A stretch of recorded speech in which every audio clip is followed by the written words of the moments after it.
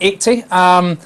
But a lot of options barriers, I imagine, at 160. Yeah, very much so. Once I flagged in the dealing room this morning, one of our chat rooms, there are offers between 159.80 and 160 to figure from guys who just have a natural interest to sell the pound. 160, a lot of optionality as you can imagine, but I think 160 is the capitulation point for anybody who's betting on a lower sterling on the so-called carny trade. And I hear from options markets that above 160 to 161, the market is getting short of gamma and will have to buy the pound. So there's a big space there. And if you're short of sterling, you should remember what they said in that, I think it was Aliens too, in space no one can hear you scream. Nor can you read the minutes of the MPC meetings either, which today contain quite an important line on the pound. Paragraph 16, if you haven't seen it, I suggest you read it. Basically, as I said on previous weeks when you invited me on to talk about sterling, the UK MPC at the moment sees strong sterling as a convenient fact. It supports forward guidance by bearing down on imported inflation. One central banker said to me this morning, you know what's going to happen with the pound, Neil? It's going to go to 163, then everybody in the spec market's going to fall in love with it just before it collapses back to 157. Okay.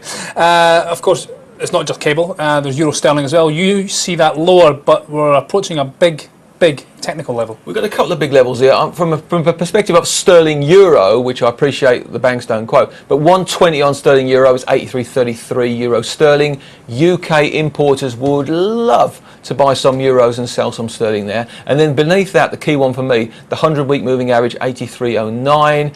I would fully expect Eurozone exporters to come in and fill their boots with euros down there, because with the forward points you can lock in a lot of hedges a fair way out below the 85 cents, which is the budget rate for many of these Eurozone exporters. If the Fed doesn't taper, if there's zero taper today, what would you do? Market's going to be gobsmacked. They've been lined up for this. I mean, most people I talk to are looking beyond the taper to what 2016 forecasts are going to be, implicit on where interest rates are going to go.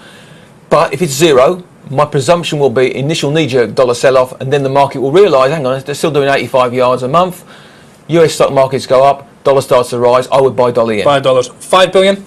I would also buy dollar yen on this because I think it would be supportive of US equity markets. It would encourage Japanese to go offshore. 10 billion. 10 billion. That's the tricky one. That's the one right in the middle. You know what? I think it should be priced net. I think it's probably balanced for the equity markets. If anything, I'd buy cable on that because of the reasons we discussed about in the first part of the programme. And if they are on the hawkish side and go for 15 billion? I think it's very bad for the US asset markets. US stock markets go down, and I think on that basis you would see the dollar get sold off, and I think cable would your best bet, first stop 162.